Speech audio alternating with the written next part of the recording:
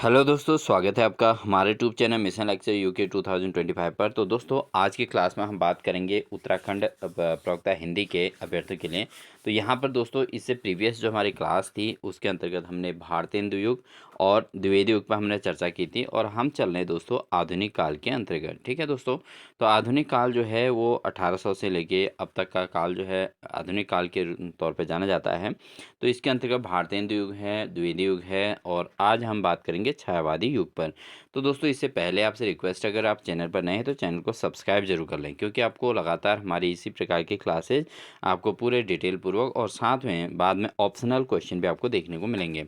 जैसे ही आधुनिक काल का टॉपिक हमारा कंप्लीट होगा दोस्तों, हम इस पर आधारित एमसीक्यूज पर चर्चा करेंगे, और 2 क्लासेज इसके एमसीक्यूज के हम लगातार लाएंगे। ठीक है दोस्तों, तो छायावादी युग की अगर हम बात करें दोस्तों, हिंदी कविता में छायावाद युग द्विवेदी युग के बाद का समय है, और इसमें दोस्तों इसमें साहित्य के रोमांटिक उत्थान के यह काव्य धारा है, जो लगभग 1918 से लेकर 1936 तक के प्रमुख युगवाणी रही है दोस्तों। ठीक है, इस काल की अगर हम बात करें, इसमें दोस्तों क्या है, जयशंकर प्रसाद, सूर्यकांत त्रिपाठी निराला, इसके अलावा सुमित्रानंद पंत, महादेवी वर्मा, पंडित माखनलाल चतुर्वेदी, और इस काव्य धारा के प्रतिनिधि कवि ये माने जाते हैं।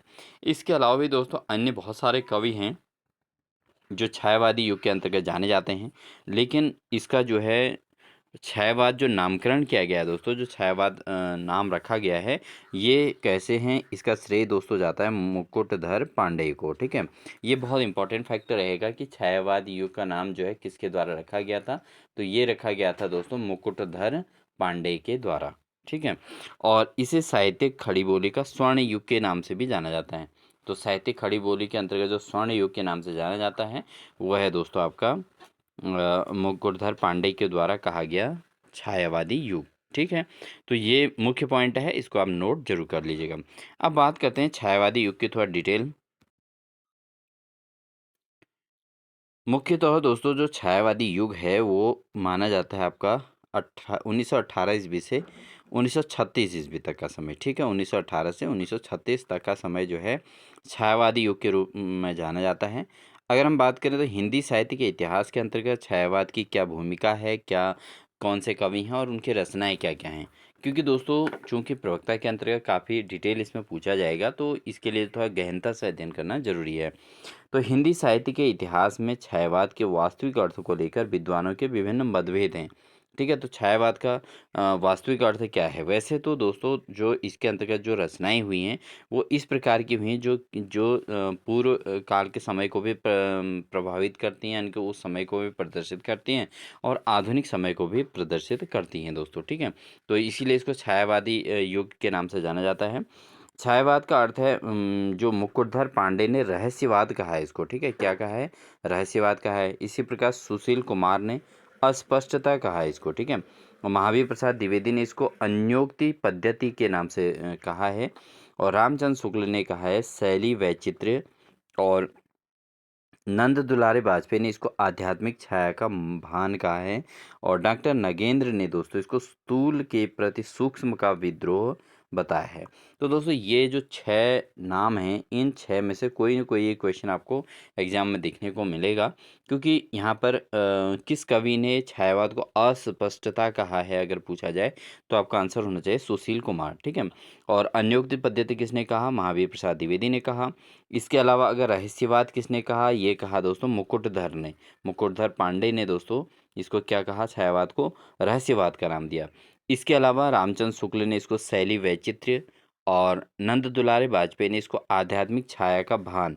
ठीक है, आध्यात्मिक छाया का भान किसने कहा था, नंद दुलारे वाजपेयी ने।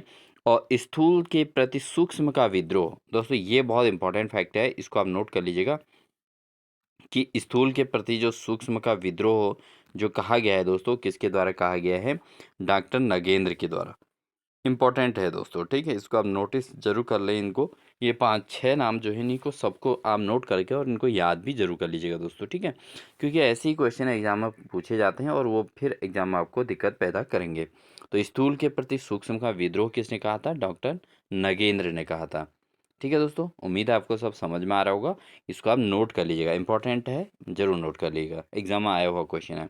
अब बात करते हैं आगे कि इसके अंतर्गत और क्या-क्या हुआ है। नामवर सिंह के शब्दों में, नामवर सिंह जो एक कवि हैं, उनके द्वारा क्या है कि छायावाद शब्द का अर्थ चाहे जो हो, परंतु व्यवहारिक दृष्टि से यह प्रसाद, निराला, पंत, महादेवी की उन समस्त कविताओं का द्योतक है जो 1918 ईस्वी से 1936 ईस्वी यानी कि उच्छ्वास से युगांत तक लिखित गई थी। ठीक है, तो उच्छ्वास से युगांत का समय इसको कहा गया है। तो ये नामवर सिंह ने अपने शब्दों में कहा है कि ये जो है, ये युग जो था, ये युग किसका था? प्रसाद, निराला, पंत, महादेवी वर्मा का। ठीक है, इनकी कविताओं का द्योतक है 1918 से लेकर 1936 तक का समय। ठीक है, सामान्य तौर पर किसी कविता के भावों की छाया यदि कहीं अन्यत्र जाकर पड़े तो वह छायावादी कविता कहलाती है। तो मैंने आपको पहले क्लियर कर दिया कि छायावादी कवियों के जो विचार थे, जो भाव थे, वो आधुनिकता को भी रिप्रेजेंट करते हैं और साथ ही जो है पुराने कालों को भी प्रदर्शित करते हैं। इसलिए ये कविताएं जो हैं दोस्तों, ये बहुत ही ज़्यादा मार्मिक हैं और जो है प्रत्यक्षीकरण को रिप्रेजेंट करती हैं।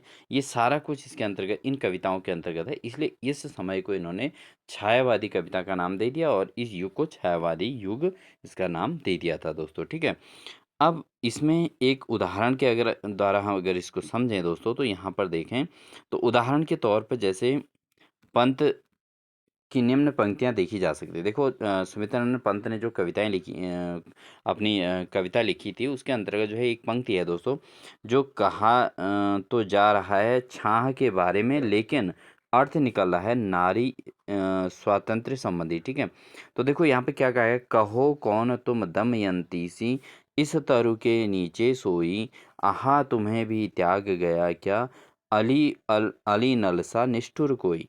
ठीक है, तो यहाँ पर क्या है कि बात तो इसमें छाँ की बात कही गई है। छाँ का मतलब छाया की बात कही गई है, तो छाया तब पेड़ के नीचे छाया में सोए हैं। ठीक है, लेकिन ये बात तो इसमें कही गई है, दमयंती की बात कही गई है। लेकिन इसमें क्या है कि ये भी प्रदर्शित किया गया है कि कोई नारी जो है उसको स्वतंत्र क्यों दिया गया, कि अगर कोई उसको निष्ठुर जो है उसको त्याग गया हो। ठीक है, तो इस तरीके से नारी की जो दुर्दशा है या नारी की जो स्थितियाँ थी उस समय के आधार पर, उसको इन्होंने इसके अंतर्गत प्रदर्शित किया है। ठीक है ना, तो उस समय की जो स्थितियाँ थी उसको प्रदर्शित किया है। तो इसलिए दोस्तों ये जो है छायावादी कवियों की पहचान थी। उन्होंने अपने विचारों के अंतर्गत, अपने कविताओं के अंतर्गत काफ़ी गूढ़ रहस्य छोड़ के गए थे वो। ठीक है, तो इसलिए जो है इनको छायावादी कवि के तौर पे इनको एक अलग छवि इन कवियों की बनी हुई है। तो इसके अंतर्गत कौन कौन आते हैं दोस्तों? जैसे इसमें प्रसाद आते हैं। ठीक है, इसके अलावा निराला हैं, पंत हैं और महादेवी वर्मा। ठीक है, इनकी रचनाएं मेन इस जो है छायावादी युग के अंतर्गत बहुत ज़्यादा इस युग के सौंदर्य को बढ़ाती हैं। अब आते हैं दोस्तों मुख्य पॉइंट पर, छायावाद के जो कवि हैं। छायावाद के कवि क्या कौन कौन है? जयशंकर प्रसाद, सूर्यकांत त्रिपाठी निराला, सुमित्रानंदन पंत, महादेवी वर्मा। इस युग के चार प्रमुख कवि हैं। ठीक है, इनको आप जरूर नोट कर लीजिएगा। छायावाद के कवि जयशंकर प्रसाद किस समय के कवि हैं? तो छायावाद के कवि हैं। सूर्यकांत त्रिपाठी निराला जो हैं वो किस समय के कवि हैं? छायावाद के कवि हैं। सुमित्रानंद पंत छायावादी कवि हैं। महादेवी वर्मा छायावादी कवि हैं। तो छायावाद का केवल पहला अर्थ, मूल अर्थ लेकर तो हिंदी काव्य क्षेत्र में चलने वाली महादेवी वर्मा ही हैं। ठीक है, तो महादेवी वर्मा की रचनाएं जो हैं इसके अंतर्गत ज़्यादा मूल तथ्यों को रिप्रेजेंट करती हैं। इसके अलावा अगर हम बात करें दोस्तों, छायावादी जो कवि हैं कौन कौन हैं, अन्य जो कवि हैं, जैसे राम कुमार वर्मा हैं। ठीक है, राम कुमार वर्मा भी छायावादी कवि हैं।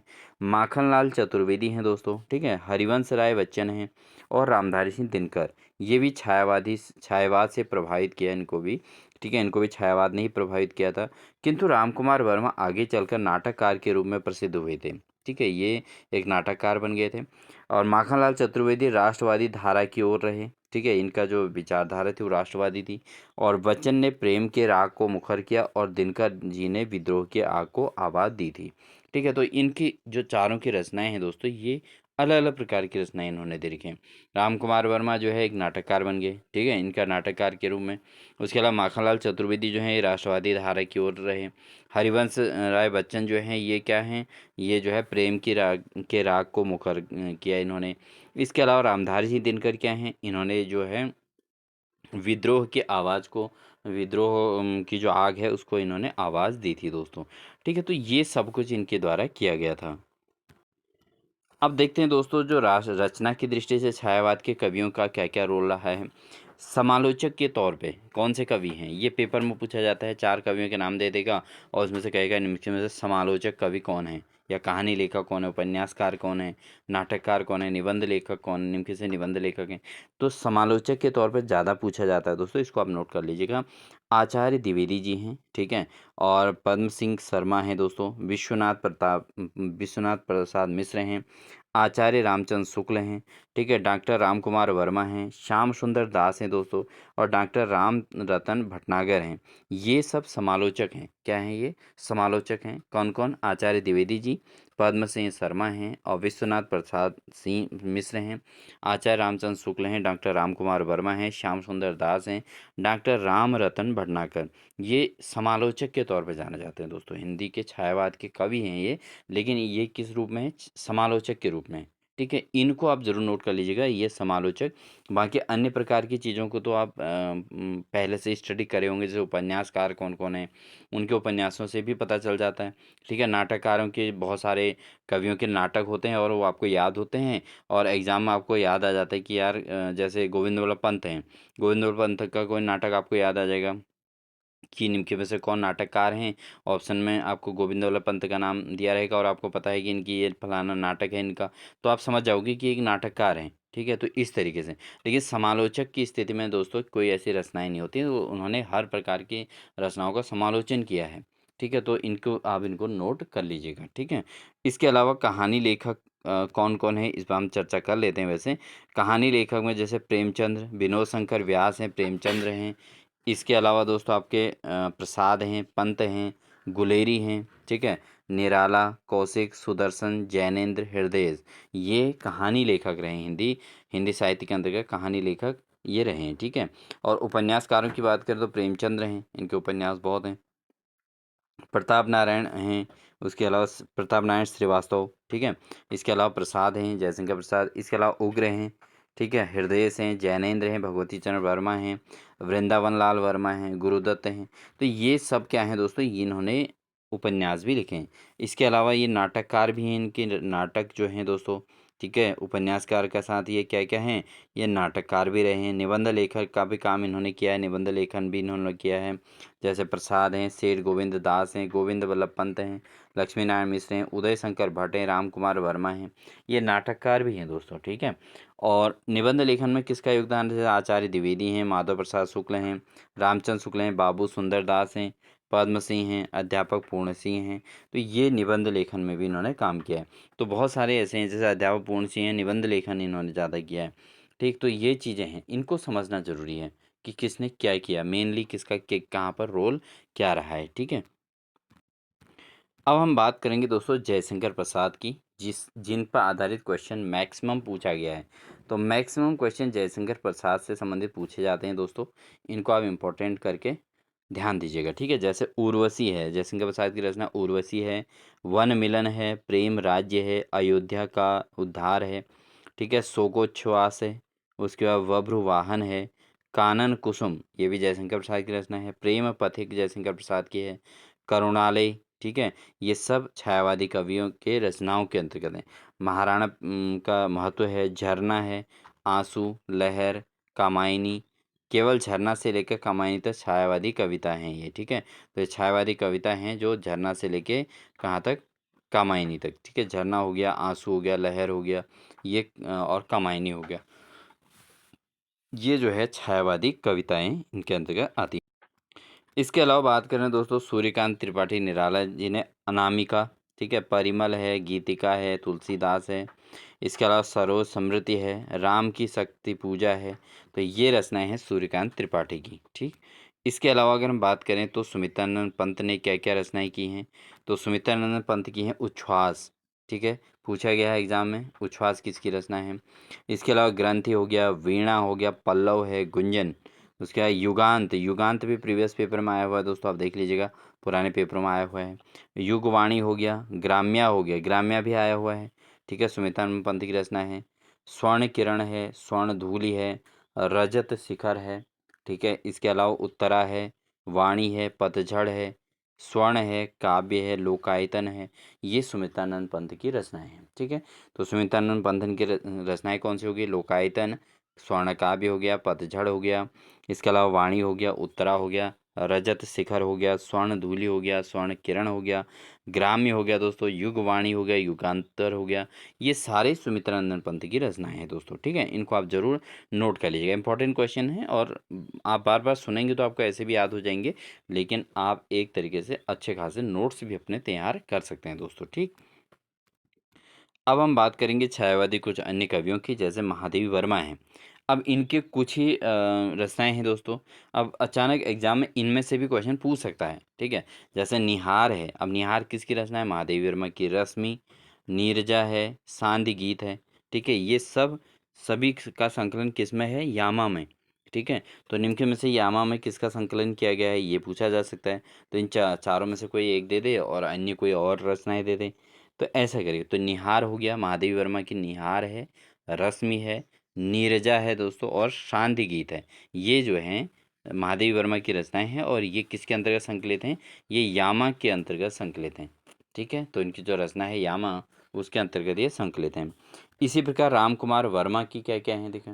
राम कुमार वर्मा की जो है रूप राशि, राम कुमार वर्मा की क्या है? रूप राशि है, और निशीथ है, चित्र रेखा है, और आकाश गंगा है।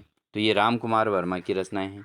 रूप राशि, निशीथ, और चित्र रेखा और आकाश गंगा किसकी रचनाएं हैं? राम कुमार वर्मा की हैं। उदय शंकर भट्ट ने भी इसमें बहुत योगदान दिया है दोस्तों हिंदी साहित्य के अंतर्गत। उदय शंकर भट्ट की जो रचनाएं हैं दोस्तों, इनके नाम पर उदय शंकर अकेडमी बनी हुई है। आप देखते हैं अल्मोड़ा में है उदय शंकर अकेडमी, ठीक है दोस्तों। तो यहाँ पर जैसे राका है, ठीक है, उदय शंकर भट्ट की रचना है। मानसी, उसके अलावा विसर्जन है, युगदीप है दोस्तों, और अमृत और विष इंपॉर्टेंट रहेगा दोस्तों उदय शंकर भट्ट की भी रचनाएं, क्योंकि आप अधिकांश उत्तराखंड के जो एग्ज़ाम होंगे उनमें उत्तराखंड से संबंधित जो है रचनाकारों की ज़्यादा चर्चा रहेगी दोस्तों, ठीक है। ज़्यादा सुमित्रानंद पंत के क्वेश्चन पूछे जाएंगे ज़्यादा, इस चीज़ को आप ध्यान दें, ठीक है। ये इस प्रकार के छायावादी कवि बहुत हैं, बट इसके अंतर्गत वही आप ज़्यादा महत्व दीजिए जो उत्तराखंड से रिलेट करते हैं। उत्तराखंड से रिलेट वाले ज़्यादा क्वेश्चन पूछे जाते हैं एग्जाम में, ठीक है। इस चीज़ का ध्यान भी आप रखिएगा। प्रीवियस ईयर पेपर को जब हमने समझा तो उसके आधार पर हमने देखा कि उत्तराखंड के जो भी एग्जाम हो रहे हैं उसमें उत्तराखंड के कवियों के ज़्यादा क्वेश्चन पूछे जा रहे हैं, तो उन पे हम ज़्यादा ध्यान नहीं देते हैं, जिस कारण से एग्जाम में फिर वो क्वेश्चन स्किप हो जा रहे हैं, वो क्वेश्चनों का सही सॉल्यूशन नहीं बन पा रहा है, इससे जो है एग्ज़ाम रह जाता है दोस्तों, ठीक है। इसके अलावा दोस्तों वियोगी, वियोगी की क्या क्या है? जैसे निर्माल्य है, एक तारा है, कल्पना है, ये वियोगी जी की रचना है, ठीक है। इसका लक्ष्मी नारायण मिश्र की जो है क्या है? अंतर्जगत, ठीक है, अंतर्जगत है। इसके अलावा जनार्दन प्रसाद जो है द्विज झा, जनार्दन प्रसाद झा यानी कि जिनको द्विज की उपाधि मिली है, उनकी रचना है अनुभूति और अंतर्ध्वनि। अनुभूति और अंतर्ध्वनि, ये जनार्दन प्रसाद झा की जो है जिनको द्विज की उपाधि मिली है, उनकी रचनाएं हैं अनुभूति और अंतर्ध्वनि, ठीक है दोस्तों। तो ये इम्पोर्टेंट रचनाएं थी और ये 9 हमने कवियों की चर्चा की जो इसके अंतर्गत हैं, ठीक है। जनार्दन प्रसाद झा हो गए, लक्ष्मी नारायण मिश्र हो गए, वियोगी हो गए छायावादी कवि, उदय शंकर भट्ट छायावादी, राम कुमार वर्मा, महादेवी वर्मा, सुमित्रानंदन पंत, सूर्यकांत त्रिपाठी निराला और जयशंकर प्रसाद। ये ऐसे प्रसिद्ध व्यक्तित्व हैं दोस्तों, ऐसे प्रसिद्ध कवि हैं जिनसे संबंधित क्वेश्चन एग्जाम में कभी छूटता ही नहीं है, ठीक है। इनको आपने बिल्कुल ज़रूर स्टडी कर लेना है दोस्तों, ठीक है। और इन पर आधारित आपने नोट्स भी प्रिपेयर कर लेने हैं, ठीक है। अब हम बात करेंगे दोस्तों उन कवियों की जो छायावादी कवि तो हैं जिन्होंने राष्ट्रवादी सांस्कृतिक काव्य धारा की रचना की थी, ठीक है। इन्होंने राष्ट्रवादी संस्कृति को महत्व दिया और उस पर आधारित काव्य धारा की रचना की थी। तो जैसे माखनलाल चतुर्वेदी हैं दोस्तों, अब इनकी जो रचनाएं हैं वो किस पर आधारित हैं? राष्ट्रवाद पर आधारित है, ठीक है। इन्होंने राष्ट्रवादी सांस्कृतिक काव्य को महत्व दिया है और ये राष्ट्रवादी सांस्कृतिक काव्य धारा के रचनाकार कवियों के रूप में जाने जाते हैं माखनलाल चतुर्वेदी।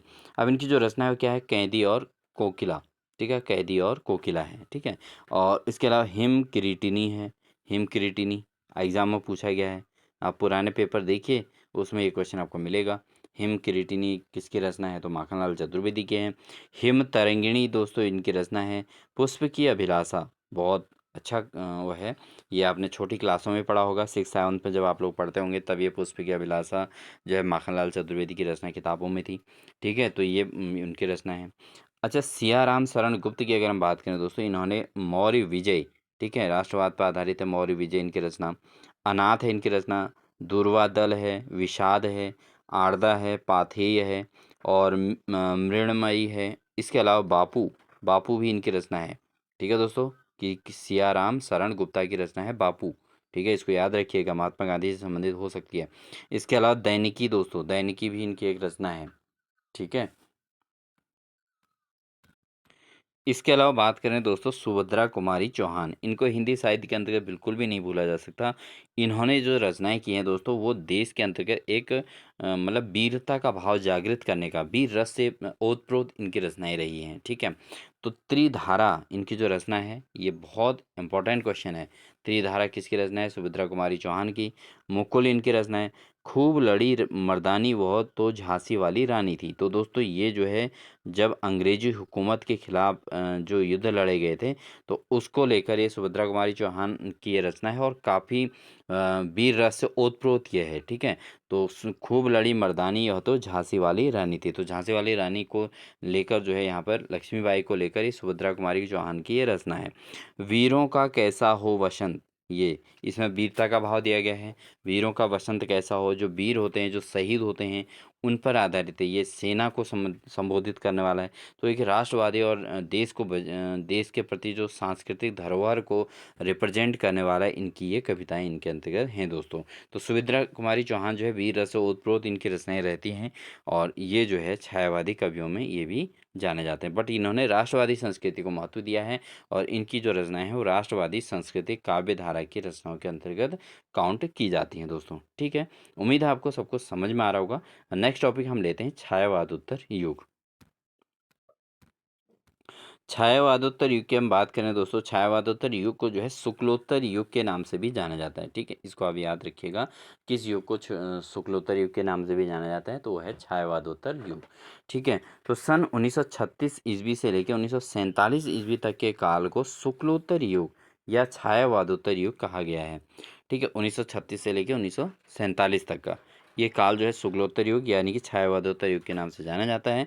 छायावादोत्तर युग में हिंदी काव्य धारा बहुमुखी हो जाती है। तो इस युग में क्या हुआ था कि हिंदी की जो काव्य धारा है वो बहुमुखी थी, यानी कि हिंदी काव्य धारा को ज़्यादा महत्व मिला है इसमें। ठीक है, अब यहाँ पर जो छायावादोत्तर युग है दोस्तों, हिंदी काव्य धारा दो भागों में विभक्त की जाती है छायावादोत्तर युग के अंतर्गत। एक हो रही है पुरानी काव्य धारा, एक होती है नवीन काव्य धारा। तो छायावादोत्तर युग में जो हिंदी काव्य धारा है वो कितने भागों में बटी हुई है, दो भागों में बटी है, एक पुरानी काव्य धारा और एक नवीन काव्य धारा। अब हम देखते हैं इसमें पुरानी काव्य धारा के अंतर्गत क्या होता है दोस्तों, जो राष्ट्रीय संस्कृत काव्य धारा और उत्तर छायावादी काव्य धारा में वर्गीकृत किया गया। तो पुरानी काव्य धारा को दो भागों में बांटा इन्होंने। एक तो छायावादी काव्य धारा को ही, जो अंतर जो लास्ट है, मतलब छायावादी काव्य धारा का जो अंतिम पड़ाव है, उसको इन्होंने उत्तर छायावादी नाम कहा। ठीक है, और दूसरा एक नाम दे दिया राष्ट्रीय सांस्कृतिक काव्य धारा। ठीक है, तो पुरानी काव्य धारा इन्होंने दो नामों से रिप्रेजेंट की, एक तो राष्ट्रीय सांस्कृतिक काव्य धारा और दूसरा उत्तर छायावादी काव्य धारा के रूप में इन्होंने इसको वर्गीकृत कर दिया था। अब राष्ट्रीय सांस्कृतिक काव्य धारा के अंतर्गत क्या क्या चीज़ें हैं, जैसे सियाराम शरण गुप्त हैं, माखनलाल चतुर्वेदी हैं, दिनकर हैं, बालकृष्ण शर्मा नवीन हैं, इसके अलावा सोहनलाल द्विवेदी हैं दोस्तों। ठीक है, इसके अलावा श्याम नारायण पांडे हैं। तो ये राष्ट्रीय सांस्कृतिक काव्य धारा के अंतर्गत ये लोग आते हैं। ठीक है, कौन कौन, सियाराम शरण गुप्त हो गया, जिन्होंने राष्ट्रीय का सांस्कृतिक को महत्व दिया है। माखनलाल चतुर्वेदी की रचनाओं में भी राष्ट्रीय संस्कृति को रिप्रेजेंट किया गया। दिनकर की रचनाओं में भी वही है। बालकृष्ण शर्मा नवीन जो है उनके उसमें भी है। सोहनलाल द्विवेदी हो गए, श्याम नारायण पांडे हो गए, इनके उसमें राष्ट्रीय सांस्कृतिक काव्य धारा को प्रस्तुतिकरण किया गया है। और उत्तर छायावादी काव्य धारा के अंतर्गत क्या है, जैसे निराला हैं, पंत हैं, महादेवी हैं, जानकी वल्लभ शास्त्री हैं, इनके उसमें उत्तर छायावादी काव्य धारा को महत्व मिला हुआ है दोस्तों। ठीक है, तो ये दो चीज़ें इसके अंतर्गत नोट करने वाली बातें हैं। ठीक, अब बात करते हैं दोस्तों नवीन काव्य धारा के अंतर्गत। तो नवीन काव्य धारा के अंतर्गत क्या क्या होता है? नवीन काव्य धारा के कवियों को व्यक्ति, गीत, कविता और प्रगतिवादी काव्य, ठीक है, और प्रयोगवादी काव्य, नई कविता आदि धाराओं में वर्गीकृत किया गया है। तो अब यहाँ पर जो है नवीन काव्य धारा जो है, जैसे आपकी जो उत्तर छायावादी जो काव्य धारा थी, उसको राष्ट्रीय संस्कृत काव्य धारा और उत्तर छायावादी काव्य धारा किया गया था। ठीक है, पुरानी काव्य धारा को 2 भागों में बांटा था। ऐसी नवीन काव्य धारा को 4 भागों में बांटा गया है। क्या क्या है? व्यक्ति, गीत, कविता, प्रगतिवादी काव्य, प्रयोगवादी काव्य और नई कविता, ठीक है, आदि इनके धाराओं में इनको वर्गीकृत किया गया है। अब इसके अंदर के क्या क्या है, किन कवियों को इसके अंतर्गत जगह मिली है, उस पर हम चर्चा कर लेते हैं। तो दोस्तों यहाँ पर व्यक्ति, गीत, कविता धारा जो इसके अंतर्गत विभाजित किया गया हुआ है, इसमें प्रेम और मस्ती की काव्य धारा इसके अंतर्गत रचनाओं को महत्व दिया गया है। जैसे वचन की रचनाएं हैं नरेंद्र शर्मा की हैं, रामेश्वर शुक्ल जिनको अंचल, भगवती चरण वर्मा हैं, नेपाली हैं, आरसी प्रसाद सिंह हैं। इनकी जो रचनाएं हैं दोस्तों, ये व्यक्ति, गीत, कविता धारा के अंतर्गत रखी गई हैं। ठीक है, इसके अलावा जो प्रगतिवादी काव्य धारा हैं, उसके अंतर्गत कौन? केदारनाथ अग्रवाल की रचनाएं हैं, रामविलास शर्मा की हैं। ठीक है, इनको प्रगतिवादी काव्य धारा के अंतर्गत जोड़ा गया है। नागार्जुन हैं, ठीक है, इनकी रचना भी प्रगतिवादी काव्य धारा के अंतर्गत आती है। रांगे राघव, इनकी रचना भी है। ठीक है, रांगे राघव की रचनाओं को पेपर में पूछा जाता है दोस्तों, इनको थोड़ा अच्छे से स्टडी कर लीजिएगा। शिवमंगल सिंह सुमन, ठीक है, शिवमंगल सिंह सुमन की रचनाएं हैं और त्रिलोचन की रचनाएं, तो ये प्रगतिवादी काव्य धारा के अंतर्गत जो है जोड़ी गई हैं। इसके अलावा दोस्तों प्रयोगवादी काव्य धारा के अंतर्गत जैसे अज्ञेय की रचनाएं हैं, गिरजा कुमार माथुर की हैं, गजानन माधव मुक्तिबोध की हैं, भवानी प्रसाद मिश्र की रचनाएं हैं और शमशेर बहादुर की रचनाएं, ये प्रयोगवादी काव्य धारा के अंतर्गत आती हैं। प्रयोगवादी काव्य धारा की बात करें तो अज्ञेय की रचनाएं हैं, गिरजा कुमार माथुर की हैं, मुक्तिबोध हैं, गजानन माधव मुक्तिबोध और भवानी प्रसाद मिश्र की रचनाएं हैं और शमशेर बहादुर की रचनाएं प्रयोगवादी काव्य धारा के अंतर्गत आती हैं। अगर बात करें नई कविता काव्य धारा की, तो जो सिंह हैं इनकी, इसके अलावा धर्मवीर भारती की, तो धर्मवीर भारती की जो रचनाएं हैं दोस्तों किसके अंतर्गत आती हैं? नवीन कविता काव्य धारा के अंतर्गत इनकी रचनाएं आती हैं। अब बात करते हैं दोस्तों छायावादोत्तर युग की जो रचनाएं हैं और उनके कवियों की। जैसे रामधारी सिंह दिनकर ने दोस्तों इस छायावादोत्तर युग में काफ़ी रचनाएं की हैं। जैसे हुंकार इनकी रचना है, रेणुका रामधारी सिंह दिनकर की है, और द्वंद्व गीत है, कुरुक्षेत्र है, और इतिहास के आंसू भी रामधारी सिंह दिनकर की रचना है दोस्तों। इसके अलावा रश्मि रथी है इनकी रचना। धूप और धुआं भी किसकी रचना है? रामधारी सिंह दिनकर की है। इसके अलावा दिल्ली भी एक रचना है दोस्तों, ये रामधारी सिंह दिनकर की रचना है। और सरवंती दोस्तों ये एग्जाम में पूछा गया है, रसवंती, ठीक है, रसवंती दोस्तों क्या है? रामधारी सिंह दिनकर की रचना है और ये प्रीवियस एग्जाम में पूछा गया है। ठीक है, तो ऐसे ही बीच बीच में यूनिक क्वेश्चन पूछे जाते हैं, आप इनको नोट करते रहिएगा और वैसे भी आप इनको सुन के भी आप याद कर सकते हैं। ठीक है, इसके अलावा उर्वशी भी रामधारी सिंह दिनकर की रचना है। ठीक है, तो रसवंती जो है एग्जाम में पहले पूछा गया है दोस्तों, इसको भी आप नोट कर लीजिएगा, रामधारी सिंह दिनकर की रचना के अंतर्गत आता है। अगर हम बात करें दोस्तों बालकृष्ण शर्मा, जिनको नवीन कहा गया है, उपाधि मिली है, तो बालकृष्ण शर्मा जो हैं इनकी रचना है कुमकुम, ठीक है, कुमकुम इनकी रचना है। उर्मिला इनकी रचना है बालकृष्ण शर्मा की। और अपलक, ठीक है, और रश्मि रेखा भी बालकृष्ण शर्मा की रचना है। और क्वासी है, और हम विष पाई जन्म के, ये भी बालकृष्ण शर्मा की रचना के अंतर्गत आता है दोस्तों। इसके अलावा दोस्तों हरिवंश राय बच्चन की जो रचनाएं हैं, मधुशाला, मधुबाला, मधुकलश, ठीक है, ये 3 रचनाएं तो इनकी ऑलरेडी मधु नाम से हैं। ठीक है दोस्तों, मधुबाला, मधुशाला और मधुकलश, ठीक है, ये 3 रचनाएं हैं हरिवंश राय बच्चन की। इसके अलावा सूत की माला, ठीक है, सूत की माला भी इनकी एक रचना है। निशा निमंत्रण, ठीक है, निशा निमंत्रण किसकी रचना है? हरिवंश राय बच्चन की। इसके अलावा दोस्तों एकांत संगीत भी हरिवंश राय बच्चन की है। सतरंगिनी भी हरिवंश राय बच्चन की रचना है दोस्तों। इसके अलावा मिलन यामिनी, आरती और अंगारे, मिलन यामिनी भी हरिवंश राय बच्चन की रचना है। आरती और अंगारे भी इनकी रचना है दोस्तों। और आकुल अंतर भी दोस्तों किसकी रचना है? हरिवंश राय बच्चन की। ठीक है, तो हरिवंश राय बच्चन की जो ये रचनाएं हैं दोस्तों, ये बहुत महत्वपूर्ण हैं। ये भी एग्जाम के दृष्टिकोण से बहुत ज़्यादा इंपॉर्टेंस रोल प्ले करते हैं।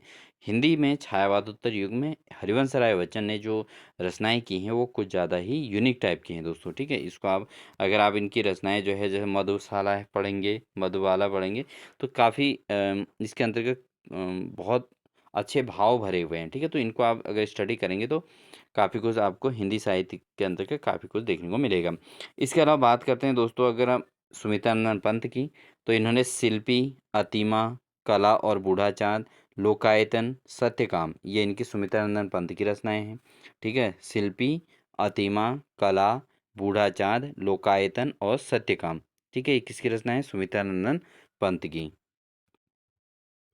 इसके अलावा दोस्तों जानकी वल्लभ शास्त्री जी की जो रचना है मेघ गीत, ठीक है, मेघ गीत जानकी वल्लभ शास्त्री जी की रचना है। इसके अलावा अवंतिका है इनकी रचना। ये अवंतिका दोस्तों एग्जाम में पूछा गया है, एग्जाम में पूछा गया क्वेश्चन है, अवंतिका किसकी रचना है? तो जानकी वल्लभ शास्त्री जी की रचना है। इसके अलावा नरेंद्र शर्मा की रचना है, क्या कौन सी है? प्रभात फेरी, प्रवासी के गीत, पलाश पलाश वन इनकी रचना है। मिट्टी और फूल, मिट्टी और फूल भी नरेंद्र शर्मा की रचना है। कदली वन किसी रचना है? नरेंद्र शर्मा की रचना है। इसके अलावा रामेश्वर शुक्ल की जो अंचल, रामेश्वर शुक्ल की जो रचना है, जिनको रामेश्वर शुक्ल को अंचल के नाम से भी जाना जाता है, तो इनकी रचना है मधुलिका, अपराजिता, किरण वेला, लाल चूनर। ठीक है, मधुलिका इनकी रचना है, अपराजिता इनकी रचना है, किरण वेला इनकी रचना है और लाल चूनर भी इनकी रचना है, रामेश्वर शुक्ल जिनका अंचल का नाम दिया गया है। ठीक है दोस्तों, तो ये इनकी रचनाएं हैं। इसके अलावा दोस्तों बात करते हैं रांगे राघव की रचनाएं, जो एग्जाम में बहुत ज़्यादा पूछे जाते हैं। रांगे राघव की रचनाएं पूछी जाती हैं। इनकी रचना है राह का दीपक। ठीक है, उसके अलावा अजय खंडहर, ये अजय खंडहर इनकी रचना है। पिघलते पत्थर किसकी रचना है? रांगे राघव की। मेधावी, ये भी रांगे राघव की रचना है। पांचाली दोस्तों इनकी रचना है रांगे राघव की। पांचाली भी एग्जाम में पूछा गया है, किसकी रचना है? ये रांगे राघव की रचना है दोस्तों। इसके अलावा बात करें गिरजा कुमार माथुर की, तो इन्होंने मंजीर इनकी रचना है, कल्पांतर इनकी रचना है, सीला पंख चमकीले ये इनकी रचना है, नाश और निर्माण किसकी है? गिरजा कुमार माथुर की है। मशीन का पुर्जा ये भी इनका रचना है। धूप के धान ये भी किसकी रचना है? गिरजा कुमार माथुर की है। मैं वक्त के हूँ सामने, ये भी रचना गिरजा कुमार माथुर की है। और छाया मत छूना मन, ठीक है, ये इनकी रचना है। छाया मत छूना मन, ठीक है, गिरजा कुमार माथुर की ये रचना है। तो बहुत महत्वपूर्ण है दोस्तों। ठीक है, तो दोस्तों ये थी हमारी आज की क्लास। आई होप आपको हमारी क्लास अच्छी लगी होगी। तो आप क्लास अच्छी लगी तो वीडियो को लाइक ज़रूर कर दीजिएगा, साथ ही दोस्तों अपने दोस्तों को शेयर भी ज़रूर कीजिएगा। और वीडियो अच्छी लगी हो तो प्लीज़ कमेंट सेक्शन में अपने प्यारे से कमेंट्स भी ज़रूर दीजिएगा, जिसको हमको नेक्स्ट क्लास के लिए मोटिवेशन मिलता रहेगा। और साथ ही अपने सभी साथियों को इसको शेयर करके हमें जो है लगातार चैनल पर बने रहने के लिए मोटिवेट करते रहेगा।